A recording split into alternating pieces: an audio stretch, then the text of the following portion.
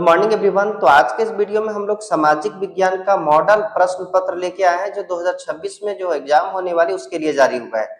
सबसे पहले ये मॉडल प्रश्न पत्र होता क्या है इस बारे में चर्चा करें। देखो, मॉडल प्रश्न पत्र होता है, जैसे मान के चलो 2026 में मेरा मैट्रिक बोर्ड का एग्जाम होने वाला है और उस एग्जाम फाइनल एग्जाम जो होने वाला है उसमें किस टाइप का क्वेश्चन पूछा जाएगा। जैसे मान लेते हैं सामाजिक विज्ञान है और सामाजिक विज्ञान में हम लोग जानते हैं भूगोल होता है, इतिहास होता है, राजनीतिक शास्त्र होता है, इकोनॉमिक्स होता है, अर्थशास्त्र जिसको बोलते, ये 4 सब्जेक्ट है और इसमें चारों से कितना कितना क्वेश्चन आएगा, ये सभी क्वेश्चन जो है ना मॉडल सेट में ये पैटर्न बता देता है कि किस सब्जेक्ट से कितना क्वेश्चन आएगा।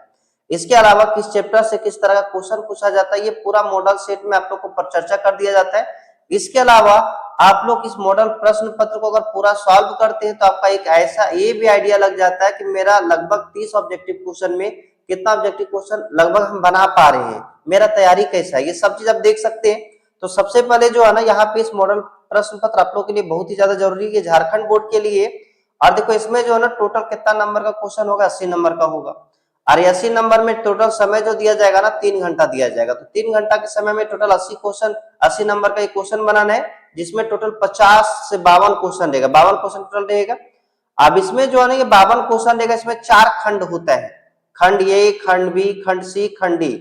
और यहाँ पे देखे खंड ए में अगर देखे ना तो ऑब्जेक्टिव क्वेश्चन होगा जिसको बहुविकल्पीय प्रश्न बोलते हैं और टोटल 30 ऑब्जेक्टिव रहेगा। ठीक, खंड बी जो है ना उसमें 2 नंबर का क्वेश्चन रहेगा, टोटल 6 क्वेश्चन रहेगा। खंड सी भी जो है ना वो 3 नंबर का रहेगा, 6 क्वेश्चन रहेगा। और खंड डी जो है उसमें टोटल 4 क्वेश्चन रहेगा जो 5-5 नंबर का होगा। तो इस तरह से 4 खंड है, चारों खंड को बनाना है। सबसे पहले जो है ना इस वीडियो में हम लोग आज ऑब्जेक्टिव क्वेश्चन को पढ़ेंगे और ऑब्जेक्टिव क्वेश्चन को पूरा एक्सप्लेनेशन के साथ पढ़ेंगे ताकि हम पूरा का पूरा उस क्वेश्चन को समझ सके और देखेंगे ये भी कि किस तरह का क्वेश्चन पूछा जाता है। तो आइए हम स्टार्ट करते हैं। आपको वीडियो अगर अच्छा लगा, समझ में अच्छा से आएगा तो सब्सक्राइब जरूर कर लीजिएगा और अपने दोस्तों के पास भी शेयर कर दीजिएगा। और इसी तरह का और सब्जेक्ट का हम मॉडल सेट जो है ना अपलोड कर चुके हैं, जैसे मैथ का हम अपलोड कर चुके हैं, तो इसी तरह का और मॉडल सेट हम अपलोड करते ही रहेंगे। और इसके अलावा जितना भी प्रीवियस ईयर क्वेश्चन है सभी क्वेश्चन को अपलोड किए हुए आप जाके चैनल में देख सकते हैं। पहला क्वेश्चन है राष्ट्रवाद। राष्ट्रवाद की पहली अभिव्यक्ति किस क्रांति के साथ हुई। सबसे पहले हम लोग समझते हैं राष्ट्रवाद होता क्या है। राष्ट्रवाद मतलब होता है जैसे कोई भी देश का या कोई भी देश के नागरिक अपने देश को स्वतंत्रता दिलाने के लिए या अपना देश की स्थिति को अच्छा बनाने के लिए वो जो व्यक्ति है ना वो मर मिटने के लिए तैयार, अर्थात अपने देश की आर्थिक स्थिति, स्वतंत्रता, संप्रभुता ये सब जो है ना लाने के लिए, अपनी देश को आजाद कराने के लिए अपने जो जी तोड़ मेहनत करते हैं ना उसी को राष्ट्रवाद कहते हैं। मतलब अपने देश को आजाद कराने के लिए जो काम कर रहे हैं उसे राष्ट्रवाद कहते हैं। और सबसे पहले ये राष्ट्रवाद की जो अभिव्यक्ति थी ना या धारणा थी वो किस क्रांति से आई थी, तो याद रखेगा फ्रांसीसी क्रांति से। किस क्रांति से? फ्रांसीसी क्रांति से। अगला है रक्त और लौह की नीति। और हम जानते हैं रक्त और लौह की नीति जो है ना बिस्मार्क के द्वारा दिया गया था। कब दिया गया था, क्यों दिया गया था, तो हम लोग जानते हैं जर्मनी का एकीकरण, मतलब जर्मनी जब कई टुकड़ा में बटा हुआ था ना तो उसे एक करने के लिए बिस्मार्क में बिस्मार्क ने जो थे ना रक्त और लौह की नीति दिया था। और ये कब दिया था, तो 1862 ईस्वी में दिया था। याद रखिएगा, डेट पूछा जाए कि रक्त और लौह की नीति कब दिया गया था, तो 1862 में दिया गया था। किसने दिया? बिस्मार्क में। किस क्रांति ने? तो जर्मनी का एकीकरण के समय दिया था। और नीति का नाम क्या है? रक्त तथा लौह की नीति। अगला है हिंद स्वराज। सबसे पहले यहाँ पे बात आता है कि हिंद स्वराज किसने लिखा गया, हिंद स्वराज किसके द्वारा लिखा गया था, तो याद रखिएगा ये हिंद स्वराज जो है ना महात्मा गांधी के द्वारा लिखा गया था। किसके द्वारा लिखा गया था? महात्मा गांधी के द्वारा लिखा गया था। अगला है क्रूर जालियावाला नरसंहार। जालियावाला हत्याकांड कब हुआ था, अगर पूछा जाए जालियावाला हत्याकांड कब हुआ था, तो हम लोग जानते हैं 13 अप्रैल 1919 में हुआ था। कहां पे हुआ था, तो याद रखिएगा वो जगह है अमृतसर। अमृतसर में ये कांड हुआ था जिसे जालियावाला बाग हत्याकांड भी कहा जाता है। अगला क्वेश्चन है क्वेश्चन नंबर 5। क्वेश्चन नंबर 5 पे हम लोग चलते हैं। देखिए क्वेश्चन नंबर 5 क्या बोला है, सिल्क रूट, हम जिसको रेशम मार्ग भी कहते हैं, और ये सिल्क रूट क्या था, तो सिल्क रूट हम लोग जानते हैं चीन और रोम को जोड़ने वाला मार्ग था। मतलब रोम होते हुए चीन की तरफ आते थे और चीन से रेशम को खरीद करके उसी रूट से ले जाते थे, इसलिए इसको सिल्क रूट बोलते थे। और ये सिल्क रूट क्या है, तो याद रखिएगा चीन और रोम को जोड़ने वाली एक मार्ग या नेटवर्क है। अगला क्वेश्चन है, आर्थिक महामंदी की शुरुआत कब हुई थी? और हम लोग जानते हैं आर्थिक महामंदी का जो शुरुआत हुई थी ना, वो 1929 में हुई थी। आर्थिक महामंदी का शुरुआत कब हुई थी? 1929 में। कहां पे हुई थी? तो अमेरिका में। अमेरिका में जो था ना, आर्थिक महामंदी आ गया था, अकाल आ गया था, जिसके कारण वहां का शेयर बाजार जो है ना पूरा गिर गया था। और याद रखिएगा कि आर्थिक महामंदी की शुरुआत कब हुई? तो ये हुई थी 1929 में। अगर डेट पूछा जाए तो 29 अक्टूबर 1929, 29 अक्टूबर 1929। अगला है, आलू अकाल किस देश से संबंधित है? तो देखो आलू अकाल क्या है, ये बात सबसे पहले समझिए।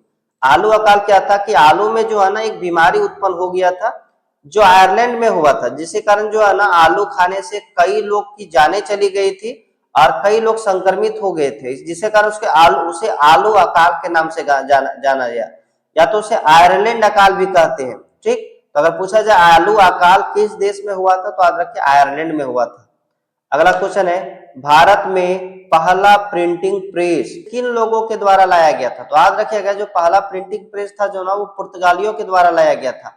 प्रिंटिंग प्रेस मतलब क्या होता है? छपाई खाना। और जो पहला छपाई खाना था वो किसके द्वारा लाया गया था? पुर्तगालियों के द्वारा लाया गया था। कहाँ पे लाया गया था? छपाई खाना मतलब नहीं समझ, जैसे न्यूज़पेपर जो छप रहा है उसी को बोलते हैं प्रिंटिंग प्रेस। कहाँ पे लाया गया था? तो गोवा में लाया गया था 1556 ईस्वी में। किसके द्वारा? पुर्तगालियों के द्वारा। और भारत में आने वाला पहला यूरोपीय देश भी अगर पूछा जाए वो पुर्तगाल ही था। ठीक, तो याद रखिएगा कहाँ पे लाया था? 1556 में। कहा? गोवा में। अगला है, मोटे कपास का उत्पादन कई देशों में किया जाता है, लेकिन बेहतर किस्में कहां से आती है? तो याद रखिएगा बेहतर किस्में जो है ना भारत से आती है। अगला क्वेश्चन है, कहीं कहीं इसको चीन भी देता है लेकिन यहाँ पे भारत होगा। किस मिट्टी में लोह धातु की अधिकता होती है? हम लोग जानते हैं लोह धातु मतलब लोहा, और लोहा जो है ना लाल मिट्टी में होता है। लाल मिट्टी का रंग लाल इसीलिए होता है ना क्योंकि उसमें आयरन ऑक्साइड की मात्रा होती है। आयरन का एक विशेषता होता है गर्म होने के बाद लाल हो जाता है। तो याद रखिएगा लोह धातु जो है ना, लोह धातु मतलब लोहा लाल मिट्टी में होता है, गर्म होने के बाद लाल हो जाता है। तो लाल मिट्टी याद रखिएगा। अगला है, बीज बचाओ। बीज मतलब समझते हैं ना, जिससे मान के चलो कोई जिसको बीज मतलब नहीं समझ रहे, जैसे बीजा जिसको बोलते हैं, जिससे हम वो चीज को उत्पादन करते हैं। तो यहाँ पे बीज बचाओ आंदोलन क्या था? याद रखिएगा। जैसे यहाँ पे पहला दिया है बीज बचाओ आंदोलन क्या था? तो रासायनिक खादों का अत्यधिक उत्पादन नहीं, रासायनिक खाद तो प्रयोग ही नहीं करना था। बीज को बचाने के लिए कहाँ पे आया था? तो याद रखिएगा टिहरी में आया था। टिहरी के किसानों द्वारा बिना रासायनिक खाद के फसल का उत्पादन, हाँ, बिना खाद के प्रयोग किए फसल का उत्पादन जो किया जाने का जो प्रयास था ना, उसी को बोलते थे बीज बचाओ आंदोलन। कहाँ पे आया था? तो टिहरी में। तो कौन सा हो जाएगा? Option number B. अगला क्वेश्चन देखते हैं, धरातल का कितना भाग जल से ढका हुआ? ये हम लोग बचपन से ही पढ़ते हैं कि 70% भाग पे जल है। तो 70% में लगभग कितना होता है? 3 भाग जल है और 1 भाग क्या है? स्थल है। तो 3/4 अगर जल से ढका तो जल मतलब 3, जल कितना है? 3 भाग पे टोटल कितना है? अगर 4 भाग मानते हैं, 4 भाग, तो टोटल 3 भाग जल है, तो 3/4 हो जाएगा। 3/4 मतलब 3/4। अगला क्वेश्चन है, सुनहरा रेशा किस फसल को कहा जाता है? हम लोग जानते हैं सुनहरा, सुनहरा मतलब जो येलोइश कलर का दिखता है, पटसन जिसको बोलते हैं, या जूट, तो वो है सुनहरा रेशा जो है ना, किस फसल को कहा जाता है? तो याद रखिएगा जूट को। जूट को सुनहरा रेशा भी कहा जाता है।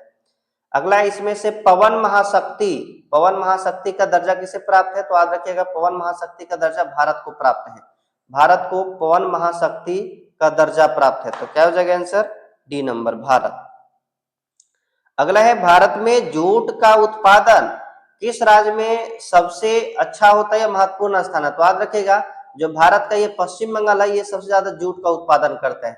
लेकिन अगर मान के चलो पूछा कि कॉफी का, तो कॉफी कर्नाटक हो जाता है। अगर कपास का पूछेगा तो कपास गुजरात हो जाएगा। जूट का पूछा तो जूट पश्चिम बंगाल। ठीक, अगला है कि सबसे लंबा राष्ट्रीय राजमार्ग कौन सा है? भारत में सबसे लंबा राष्ट्रीय राजमार्ग अगर पूछा जाए तो भारत में सबसे ज्यादा है NH44। क्या है? NH44। NH44 है, तो इसमें कौन सा हो जाएगा? इनमें से कोई नहीं, ऑप्शन नंबर डी। अगला क्वेश्चन देखते हैं, क्वेश्चन नंबर 70। श्रीलंका में बहुसंख्यक कौन है?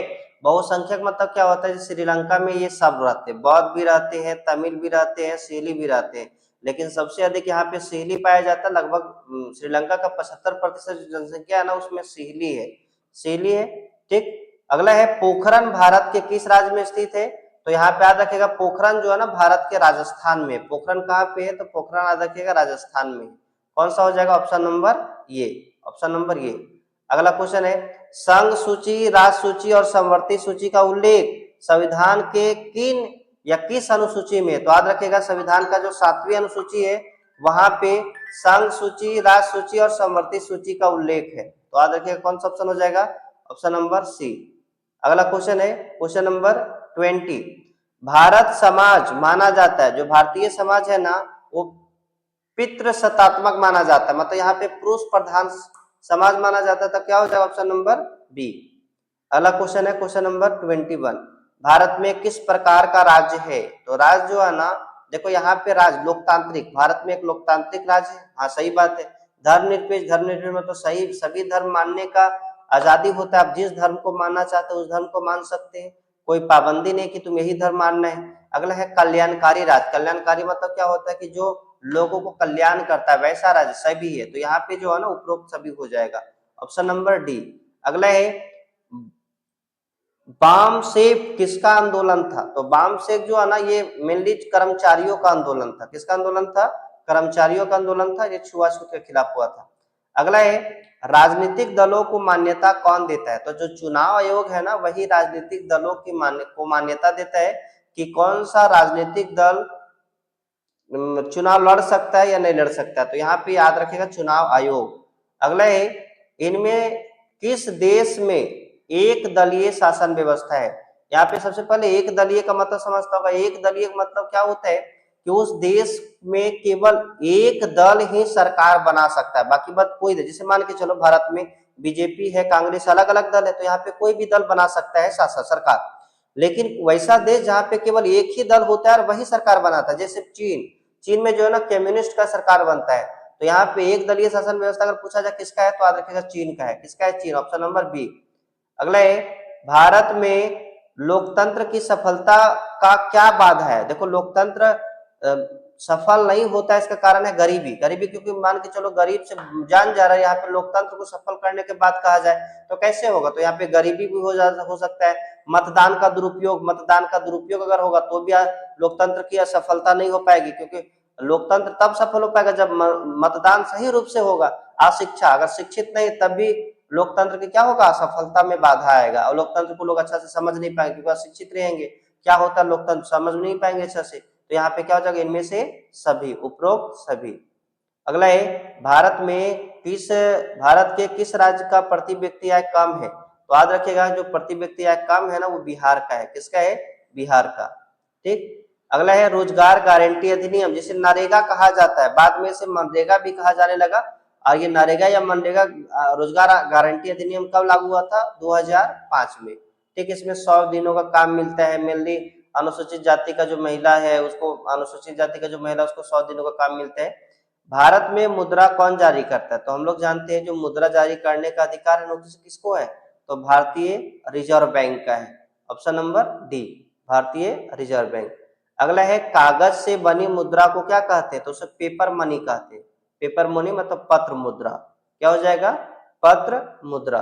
और लास्ट क्वेश्चन है सूचना का अधिकार अधिनियम पारित हुआ था, तो याद रखिएगा अक्टूबर 2005 में। सूचना का अधिकार अधिनियम मतलब होता है कि जैसे मान के चलो सरकार क्या कर रही है इसकी जानकारी मांगने का हमें अधिकार है। इसी को सूचना का अधिकार अधिनियम क्या हो गया था और ये कब पारित हुआ था? तो अक्टूबर 2005 में पारित हुआ था। ये बात याद रखना है। सूचना का अधिकार अधिनियम जो पूर्ण रूप से लागू हुआ था ना वो 12 अक्टूबर 2005 में हुआ था। तो ये था टोटल 30 क्वेश्चन। आपका कितना क्वेश्चन सही हुआ कमेंट करके जरूर बताइएगा। और आपका किस सब्जेक्ट का मॉडल सेट का वीडियो चाहिए कमेंट करके जरूर बताइएगा। वीडियो अगर अच्छा लगा हो तो सब्सक्राइब जरूर कर लीजिएगा। तो आज के लिए बाय बाय, धन्यवाद।